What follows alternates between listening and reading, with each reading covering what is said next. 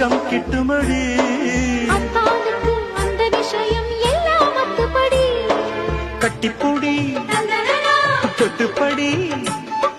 மூன்றாம் பாலில் முன்னோர் சொன்னபடி கண்ணனுக்கு காதல் வந்தனம் கண்மணிக்கு ஜீவன் அர்ப்பணம் என் பெண்மையெல்லாம் முந்தன் சீதனம் உன் சீதனங்கள் என்ன நூதனம்